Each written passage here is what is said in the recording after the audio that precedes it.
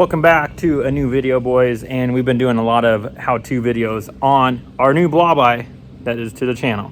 So I got it behind me here, and one of the last things before we get this thing power tuned is to get the proper fuel system in it. And there's a lot of different options available on the market, but to be honest with you, the best option is Radium. And they make a really nice billet drop-in hanger. We like to use Walbro 525 fuel pumps on it, and then a hob switch up front, which is also from Radium. So here we have our hanger. Now, unfortunately, they don't sell these things assembled. They used to with the fuel pumps already on them, ready to go. So you will have to install that. Very straightforward. They have a great instructions on their website. But here we are, boys. Thing is all set up. Got our Walbro 525s on here. Again, really nice billet hanger. This is just going to drop into the factory fuel tank on our 05 STI. We use these all the way up to 2021. They have a really nice billet hanger for the 08 to 21 chassis as well. This being the older chassis, there is going to be some wiring involved here. As you can tell, they have it really nice and labeled. Now, since I bought this thing, I have yet to have the trunk open because there's a little lever on the trunk. And if it gets flipped, then the release will not work. And my key does not work in the back. So I've yet to see what's back here. I'm going to get the back seat removed, hit the release for the trunk, flip that leather, see what we got, show you guys where the fuel tank is. And we will begin on this today. First step is obviously go ahead and get your rear seat out of your car. Again, I always tell you to unhook the negative on the battery, especially when we're doing wiring. Not the biggest issue here, but you could. We need to get the back seat out, and then we can see where the fuel pump is in the car. Now, I probably won't be going super in depth on getting this rear seat out. I will just give you guys the gist.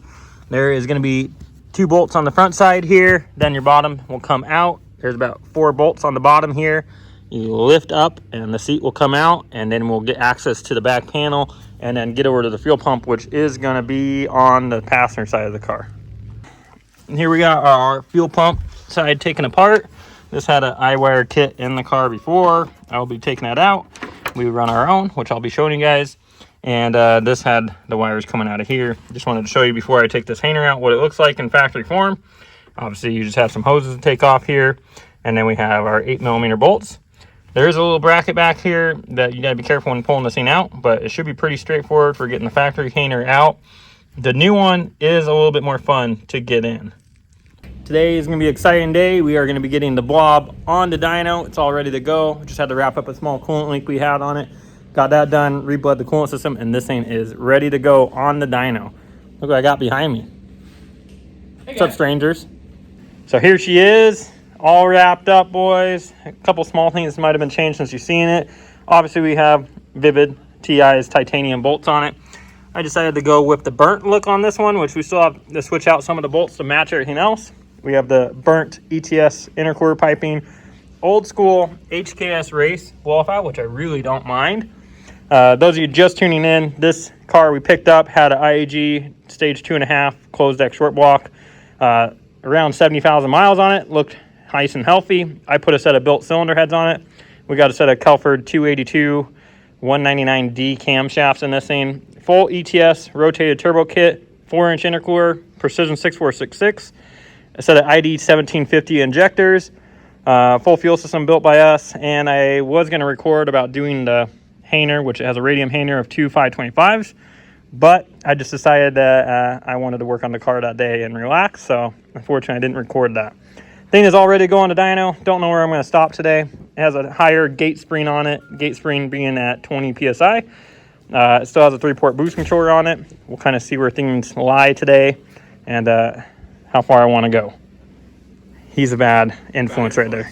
Right there. We got the whole crew here. Chase here. I'm here, so it's going to blow. Heard you got a stock motor killer coming out.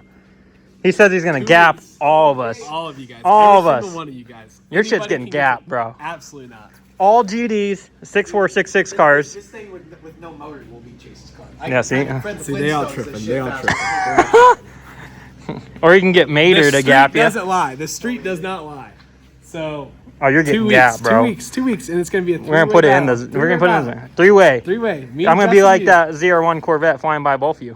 Nah, it's going to be the opposite. You're going to catch a gear, you're going to be just a little bit, and then you're going to fucking blow up your shit, and I'm taking off. Shit, you're the stock motor, bro. You're going to be sending that rod out. It's living. 6466 on 40 pounds, stock motor. I seen like 25, 30. So you Oh, said your shit's 40. definitely Oh, getting God. gap compared to us. Shit. I Where do you know. think we're I've stopping? never been worried. So my right foot and your right foot's a little aged a little bit. So Oh, is that what it just a is? little Oh, aged, okay. so I see how it is. we'll see. So. We're coming. I'm coming for you. God. All right, before I get to see on the dyno, I did forget to mention we got a beautiful set ETS V2 headers, as you can see there. Our Torque Solutions oil pan, that is the test one that we are testing. And then on the back, we got an ETS cap back all the way out the back. Sounds really good, guys. Doesn't have rasp, doesn't drone. Has a smaller can style. I really do like this exhaust. So there she is, looking good, nice and clean. Also, if I do an inside video showing the gauge cluster, you guys will notice that the speedometer is not working yet in this thing, which it did work before when I bought the car, but I put a 2014 STI transmission in it, and those read off of ABS. They don't have a physical sensor in the transmission.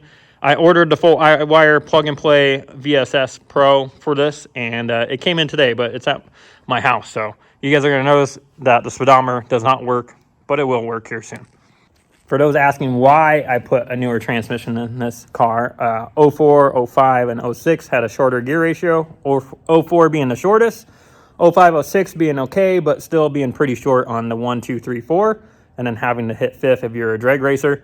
I opted just to put the long gear ratio in it, which anything 08 plus all the way to 18 is the same. That goes in a whole different world, but 19 they changed third gear. Don't need to go into that right now, but I put a longer gear ratio in the transmission in the car is why I put this transmission in it. Let's take a moment to just enjoy that sound of the Kelford Cams.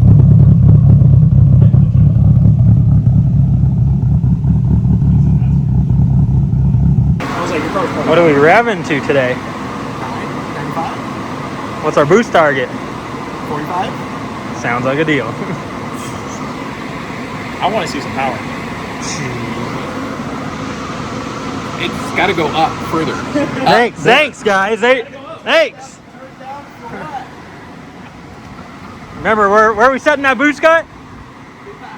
70 psi to the moon. I'm gonna start out on gate as always. By the way, this car is gonna be on E85 only, so that's what we're gonna be on today. But just start on wastegate pressure. I do know on this map, I've been driving around for a while, it's a little bit rich, so I'm probably gonna have to dial some fueling back.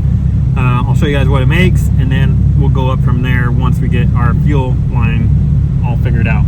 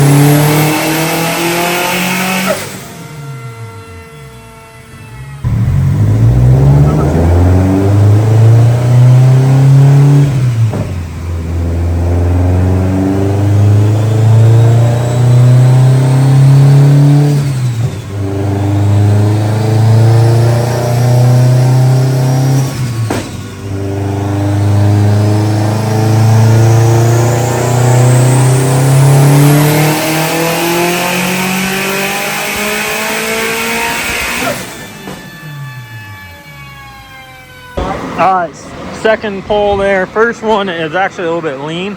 Second one, it was still lean. I'm gonna check the hob, make sure it's working. 602, 536. So now we're gonna double check the hob. It's always the downside of having a hob switch on here, which a hob just kicks on the second fuel pump once it sees a certain amount of PSI. I have it all wired, but I just don't want to go adding fuel in the ECU side of things before knowing that our second pump is working. All right, guys, so we already tested the wiring. Now we're checking the hob here. Just going to give it some pressure. And you can hear the second pump kicks on, which should be good. Yeah. So we checked the wiring, we checked the hob, everything's good. Looks like I just need to add fuel on the map. I just wanted to double check this before because it's in the back of my mind if it was turning on or not, which it obviously is turning on. How much oil pressure was that? 90 psi at 8,000 RPMs. What are you saying, Corey? What are you saying? Old trooper right here. 70,000 mile motor, baby. She's still putting out, all right? Don't you be hating. All right, she's been weathered. She's been through some shit. All right, the block looks like it. Look at that power band. Kelford putting in work, baby. 8,000. We're still in the up. Just need to hit it a little harder down here, which that's easy to clean this up. It's on gate here, and then you can see I'm starting to dwindle in boost right here. So I'm just going to bring that back. I just wanted to start feeding some boost in and see how it was going to react, but not bad. 541 torque, so we left it the same pressure there, obviously, and kept torque the same, but I got to make a higher number out the back. Big conch, tight fit. The IAG follow body to you. You versus the guy she tells you not to worry about. Yeah, quite the difference there. To be honest with you, I could have ran a stock throttle body since we got 2.5-inch piping, but if you got it, why not use it? So putting this back together, I'm going to tighten the fuck out of that guy right there. You need this, don't you? I do. And hopefully it'll stay on. Hopefully. Do you need? Yeah, never mind. You need the 10.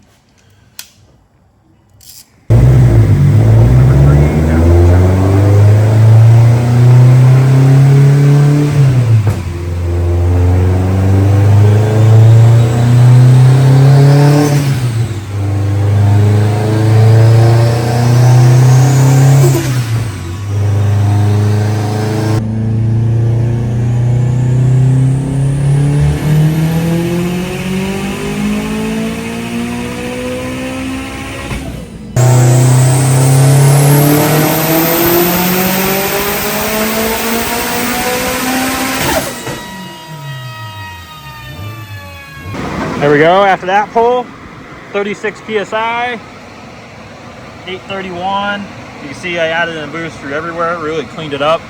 652 torque. Look at that power band. Looking good. Now I should note, I said it has ID 1750s in it, and I did bump up the base pressure on them to make the injectors larger, but we're still at the limits of this injector, as you can imagine, being an 800 wheel. Trying to make that decision right now if I want to play with some fire and go up more or back it back down. I forgot I was going to make a deal with Justin for a set of 2150s, which would be definitely plenty for where we're going to be right now. So I'm going to have to retune it anyways, but I forgot about that deal. So for now, I'm making that decision. If I go up or turn down. Not sure. Justin's giving me shit right now. Josh is actually turning down a car for once. Can you believe that? I decided to be responsible and turn it down back to 30 pounds since I'm going to trade this guy injectors. There's no reason to do it. I know I can make a number if I wanted to, but I'm just going to back it down 30 pounds. Probably make less on this next one, but then we can go out for a motherfucking street hit.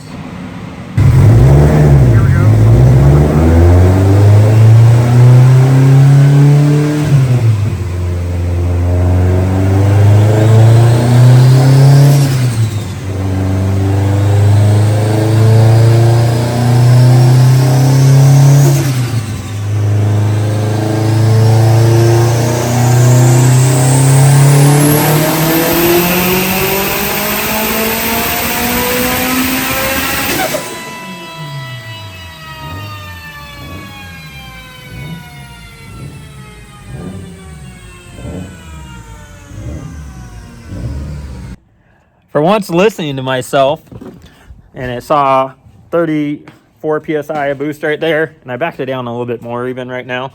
AFR is right where I want to be, but we're just at the end of the limit of the 1700s, and I'm just going to call it here because I want to have fun in the car, not worry so much about the injectors, and I'll show you guys what it made. So there's where we're wrapping up. 789, 643, right on par for where I land with 1700s. I just say anywhere from 750 to 800. And as I mentioned, I do have the base pressure up on this car right now, so that's why I can go further if I wanted to right now, but I'm just going to leave it here and put the proper size injector in the car for what I would want to do. But to be honest with you, I mean, I'm plenty happy with that. I'm sure this motor at 70,000 miles is She's well broke in now. living her life. Absolutely. Oil pressure check. 90. 8,000 plus. So it's loving life right now. No leaks, no issues, no fluids. Car's happy. I am going to add a few grounds to it because as I do rev it out further, it seems like it's almost losing engine RPM. So I'm gonna go through and clean these up because I didn't clean up any of the grounds, but I did put new battery terminals on before I got on here. So that's gonna wrap it up on the dyno, and I'm gonna go clean these grounds, and then we're going for a street rip.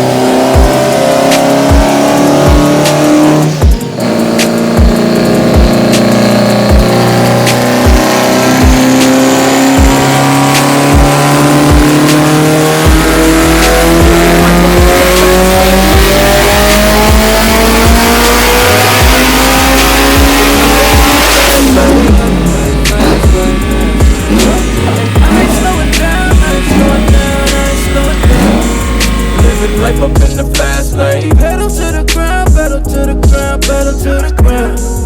Living life up in the fast lane. Life